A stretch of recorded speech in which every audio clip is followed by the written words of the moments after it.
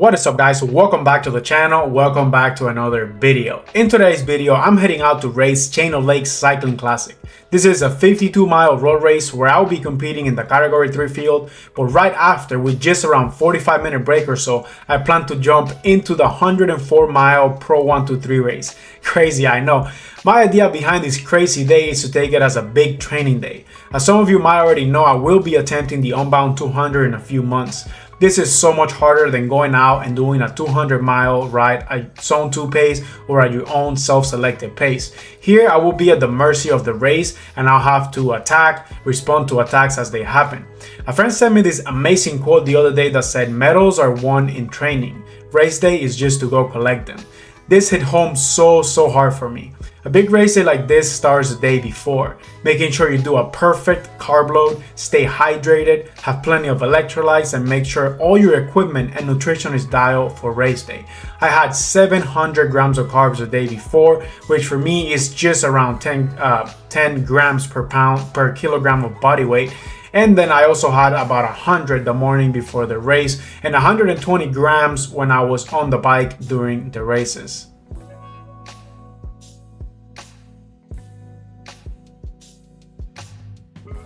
On this race, I was a lot more active than I was at Swamp Classic because I had teammates. I had Eric and I had David as well. That was a bit more aggressive as far as chasing moves back, but I never did anything where I felt it was in vain and a waste of energy. There was moves going and getting brought back the entire race. Wind was also pretty strong. David got in a few break attempts, but nothing stuck. The entire race I was marking this kid in yellow, and if you watch my video from Swamp Classic, he was the one that won the crit the last day where I finished 4th. Very strong young rider. With 1.5 laps to go, there was a move that Eric was able to get onto and looked very promising. My idea was to get to the front immediately and try to control the peloton and let them grow the gap. But a bit after, on the tailwind section, the rider I was marking in the yellow jumped and I had to chase him down. At first it was more of let me neutralize this move, but when I look back, nobody was able to stay on my wheel, so I figured, alright, maybe if we work together we can join the break as well and our chances will grow with 2 riders on it.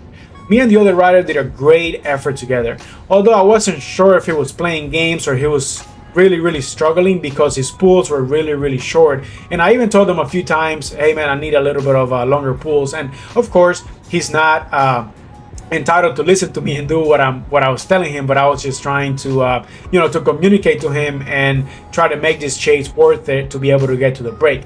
We did end up making it to the break after a really hard chase.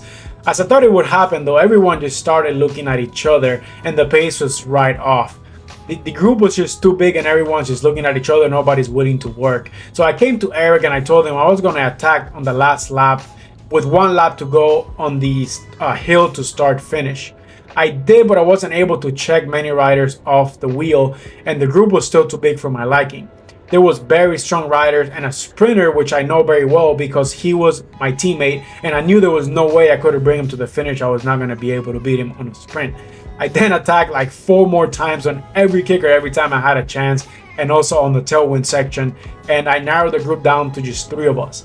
I then attacked those 2 a couple more times, but I was not able to shake them off my wheel. They were riding very good, although I did feel I had them on their limits and I was still feeling really good, to be honest. It all came down to a sprint finish.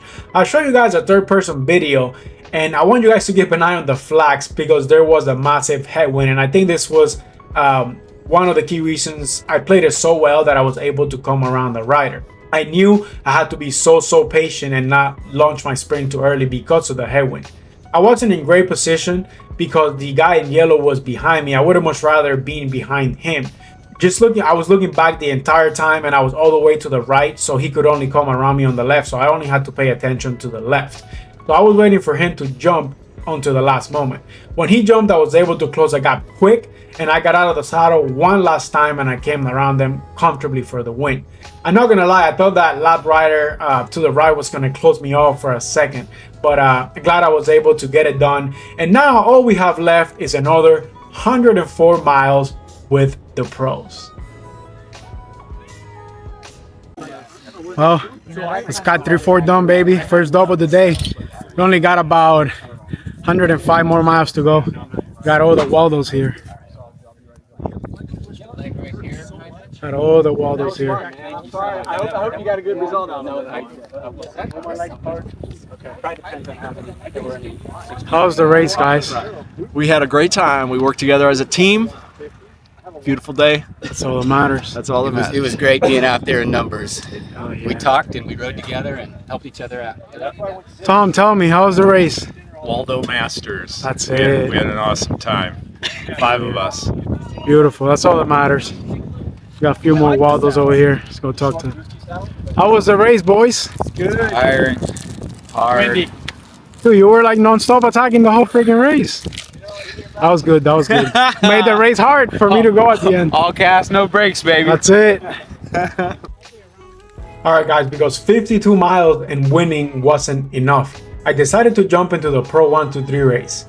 This is one of those reasons why being a Cat 3 is awesome. You can do an easier 3-4 race, or you can jump in with the big boys in the Pro 123 class, or like me, you can do both. So the goal for this race was to be able to finish it. I wasn't looking for any specific placing. I knew that just finishing the race was going to be very, very hard. And honestly, I was not expecting it to be as hard as it was. The peloton was pretty big, and I believe 3/4 of the racers did not even finish the race. This being 104 miles, I figured, okay, so the first half or so should be pretty easy. Everybody's just gonna cruise and kind of start building up the pace. And that was not the case at all. These boys went hard from the gun. Brakes happening immediately, which meant the pack would just accelerate super hard. And just staying on the wheels on the crosswinds was a mission. And it required so many watts. After the race, I looked and I think it said we had 14 mph winds and 25 mph gust, which I definitely felt during the race. When these guys were only halfway, I was already 100 miles in with a very hard Cat 3 race where I had to chase a move and then attacked so many times on the last lap to be able to win. So to say that I was feeling the efforts was an understatement. As I was riding though, I was thinking back to every 100-mile ride I had done before and thinking how destroyed I was and how difficult it was just to finish the 100 miles at a steady zone 2 pace. And here I was over 100 miles in and still feeling really, really good. I think for the 5 hours, my normalized was almost 270 watts, and that is including the warm-up and cool down from the other race. Legs were feeling really, really strong, so that's a testament for how good my carb load and nutrition during the race was, and obviously my training coming into this race. Unfortunately, around the 150-mile mark, the back pain started to get pretty bad, and on the crosswinds it was just very hard to stay on the power. So unfortunately, I had to let the very small group that was left go. So many people dropped out of the race before me, and this was their only race of the day also. I was really happy with the effort, and it made me wonder how good I would have been able to do if I had only done the Pro 123 race instead of doing both. Because after 100 miles of hard racing, I was still feeling so good, and the race was only 104 miles. By the time I let the group go and finished the last lap solo, I was almost 120 miles in, which is more than what these guys doing the Pro 123 race will end up with. Nonetheless, this was a great training day for Unbound, and taking the Cat 3 win was icing on the cake. Man, that was freaking hard. I don't think I ever had so much salt after a race. I got to 115 miles or so, and then I just had to let them go, man. Those guys were still freaking... I mean, they were only probably like 70 miles in. I was almost 120 miles in, so legs were feeling incredible. No cramps. Fueling was great. Everything was really, really good. I did had a little bit of like lower back pain, so it was like really hard to like put power, but I still felt really good, especially out of the saddle. But it's just the crosswinds. I just looked now when I got off, and I think it said it was like 14 mph winds with like 25 mph gusts, and I freaking felt it because when I was on the wheel of those guys, you just couldn't hide. It was single file. I'm sure you guys already saw that by now, but it was literally single file over 300 watts sustain just to stay on the wheels, man. But I mean, I can't be upset. I won my race, which is the category 3, so I'm happy with that.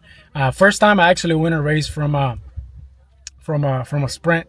But yeah, hope you guys enjoyed the video. It's been a hard freaking day. I'm still trying to recover, change, get something to eat. Everybody already left.